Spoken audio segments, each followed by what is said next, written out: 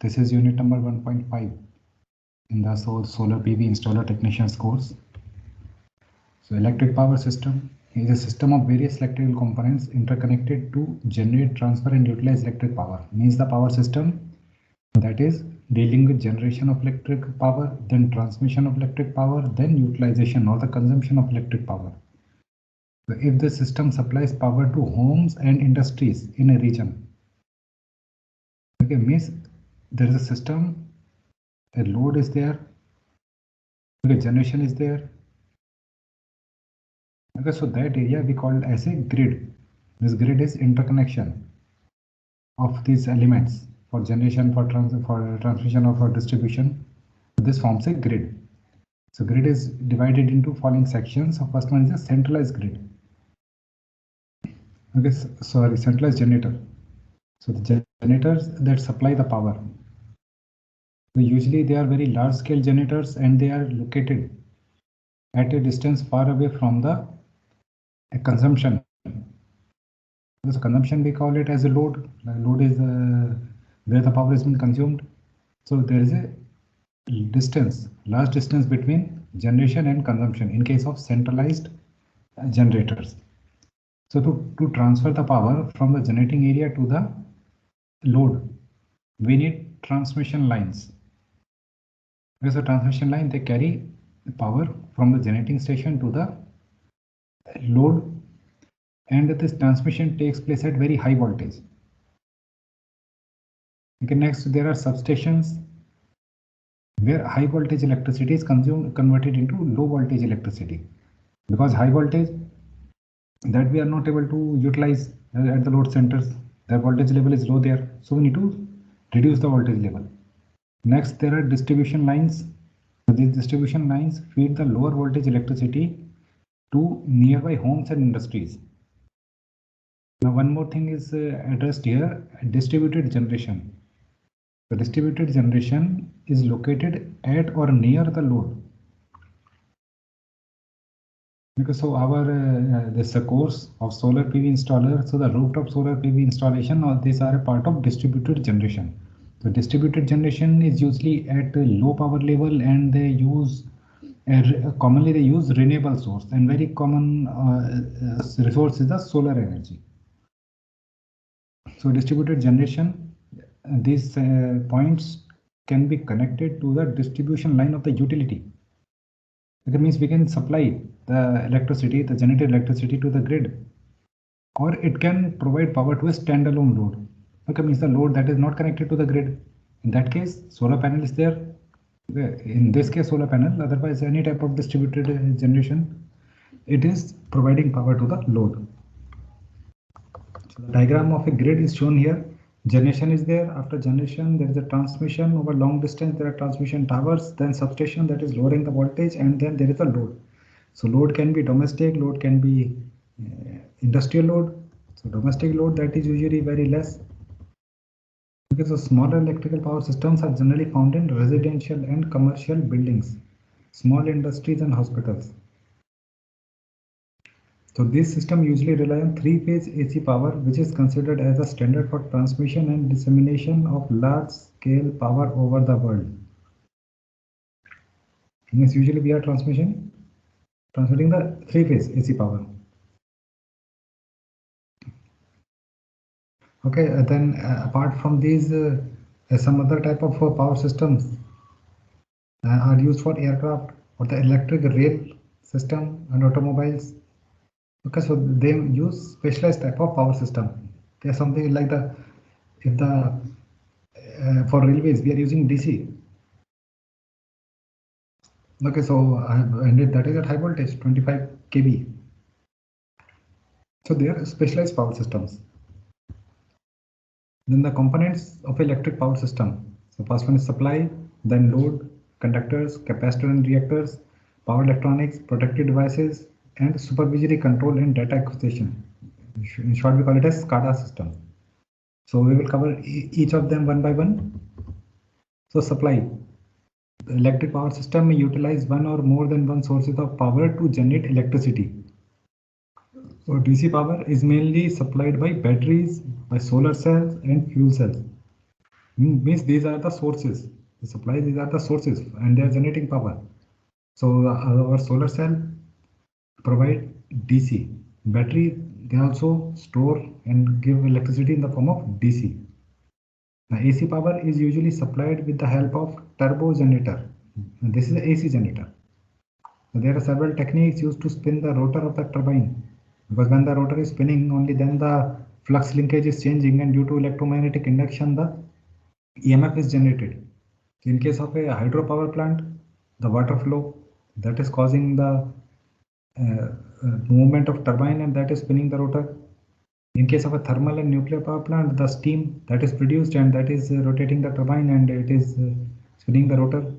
Okay, also in case of a wind energy system, so the wind turbines are there, they are spinning the rotor of the generator. In case of AC generator, the power generated, where the phases of the power, like here we said about a 3-phase, so they can be generated by the poles of the generator. Another thing is the frequency. In a grid, the different type of load and generating stations, they are connected, so they are connected at the same frequency. In India, frequency is 50 hertz. The 60 hertz frequency is mentioned here, but in India we are not having, that is standardized, it is 50. In other countries like in USA, we are having 60 hertz. So next thing is the load. Power systems are capable of supplying that and transferring electricity to load, varying from any small household equipment to large industrial machines. Means the load can be very low power consuming, or it can be very large scale. And all of these loads, they have their own certain voltage level. Like in case of a domestic load, in the domestic load we are having approximately 230 volt, 230 or maybe 240 near about. But in case of industrial load, they are working on 3-phase. So there it will be using near about 415 volts. So that is specific. Industrial load, that comes under heavy load. Domestic load, that is a very light load. The total quantity of power utilized by the load connected to a power system, that is always equal to quantity of power generated by the supply minus quantity of power lost during the transmission. Means the power which is lost during the transmission of power from one place to another over long distance due to the resistance of the transmission lines, it should be minimized. Losses should be minimized. Now coming to the conductors. Conductors are used to carry the power from the power generating station to the load centers. They can be considered as the transmission system, high voltage, and that is transmitting huge power. Now next thing, the distribution system. Here they are working on low voltage, so approximately 69 kV. 69 kV, below 69 kV, that distribution system deals with it. So it is for the distributed different type of loads, maybe domestic, maybe industrial. So few of the consideration on which the choice of conductor depends. So their cost, because long distance transmission is needed, then costly metal will increase the overall budget. That is a constant. Next, transmission losses, because higher number of losses, the less number of power will be available at the load center. And next is tensile strength of the metal, that should be high. So most commonly for long distance transmission, aluminum is a suitable metal. The next is capacitors and reactors. Right now the loads. Load usually in the industries, we say there are large number of motors consuming huge amount of power. So these motors are inductive in nature. So overall our load that becomes inductive. So as to make our load neither inductive nor capacitive. Okay, capacitance, but capacitance is basically opposite of that of inductance. Okay, we want our load to work on unity power factor, but it is inductive. So near the inductive load we connect capacitors, so that the overall power factor of the system that remains nearly unity or approximately 0.8 lagging.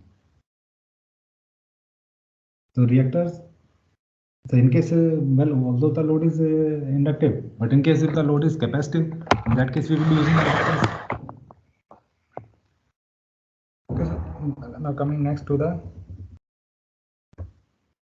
next topic, that is element, that is power electronics.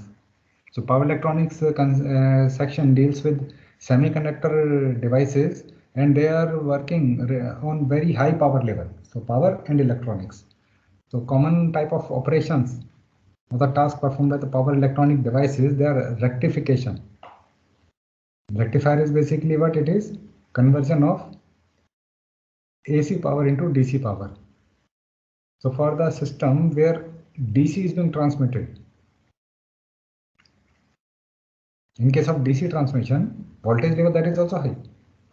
It is known as HVDC, high voltage DC transmission. So at the generating station, we are generating AC, we are converting it or rectifying it into DC, then we are transmitting it high voltage to the load sector, and there again we are converting it back to AC. For that we can use an inverter. So that all is a part of power electronic device. Rectifier working on high power level, inverter working on high power level. So HVDC systems or high voltage DC systems are used by many industrial and residential photovoltaic installations. In case of photovoltaic installation, we are already getting DC. We don't need any type of converter, a rectifier. We don't need to convert it from because output is already DC. HVDC, that is also dealing with DC. Near the consumption. If the load that is working on AC, then we need to invert it using an inverter. The next component is the protective devices. So these devices help to protect the system from any type of damage during power failure. So the most common type of protective device, that is a fuse. So the amount of the current which is flowing through the fuse wire, if it increases in normal level, then the wire gets hit and breaks up. So the overcurrent, that is stopped right there by the fuse. So some of the limitation, although it has saved the load from overcurrent, so load will not be damaged. But there are some of the disadvantages, that fuse cannot be reset. Means once the wire is broken, we need to replace that wire. And if the fault is at some remote site, then it is very difficult to replace the fuse at every time when there is a fault. Another issue is the unavailability of a spare fuse. Okay, then another issue is that fuse allows current flow, so it may be hazardous for men. So next thing, it is possible to reset the circuit breaker. Here we have another protective device, circuit breaker, that is also performing the same task as the fuse is performing. And the most common type of circuit breaker, that is a miniature circuit breaker, MCB, that is commonly used in our households. So whenever there is a condition of overcurrent over fault, then this will circuit breaker, our MCB, that trips down. Again the situation becomes normal, then we switch it on. So for applications or power level below 10 kilowatt, we use mini circuit breakers. More than that, we use circuit breakers, but they are not sufficient alone to determine or detect the fault. And for that purpose, for detecting the fault, we use a relay. Relay detects the fault, then it initiates the isolation of the faulty section. Next element is SCADA system. SCADA stands for Supervisory Control and Data Acquisition, and so it can perform monitoring. We can monitor the system. We can also control the system. So it can switch on the generators, control the generator output, switch in, switch out system elements for maintenance purpose. So following components of SCADA system, they are shown here as computers, network communication, graphical user interface for providing high level supervisory control, means we are having a supervision here, we can monitor the system. And last is peripheral devices like the programmable logic controllers, PID controllers for providing interface to the machinery and the process plant.